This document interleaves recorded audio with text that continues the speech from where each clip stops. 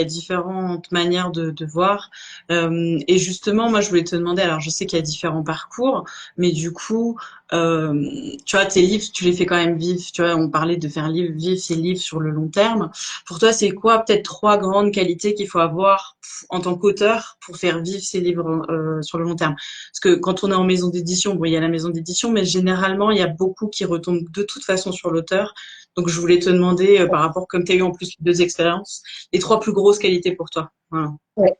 Ben, en fait, déjà, c'est vraiment important en fait de voir sa carrière à long terme, de penser sur le long terme, parce que effectivement, comme tu l'as dit, en maison d'édition, en général, la maison d'édition s'occupe du livre pendant un an à peu près.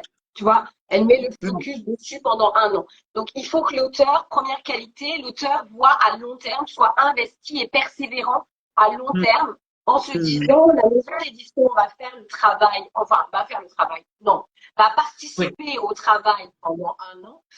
Mais déjà, il faut que moi, je sois impliquée.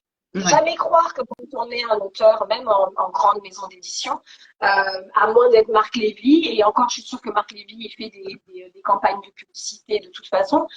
Donc voilà, il faut s'impliquer, être persévérant et voir à long terme, ça c'est hyper important. Tu vois, par exemple, ben justement, moi, c'était en 2010, non, en 2022. En Mhm. 2022, j'ai racheté les droits de mes livres qui étaient sortis en maison d'édition pour les republier en auto-édition et du Ouais. coup, bah, leur redonner, tu vois, un second souffle. Une Donc, deuxième par vie, ouais, exemple, tout à fait. il y a l'exemple, par exemple, de Sans mêler. Tu vois, Sans mêler était Ouais. sorti aux lettres mouchetées. Et en fait, j'ai racheté les droits, enfin, j'ai récupéré les droits pour pouvoir le republier en auto-édition en changeant la couverture, en changeant la quatrième de couve, en le référençant. Mhm. Donc, deuxième qualité, c'est vraiment la créativité, la capacité, tu Ouais. vois, à rebondir et à proposer une seconde vie à ses livres quand on le souhaite. Et puis, des fois, il y a des événements qui t'aident.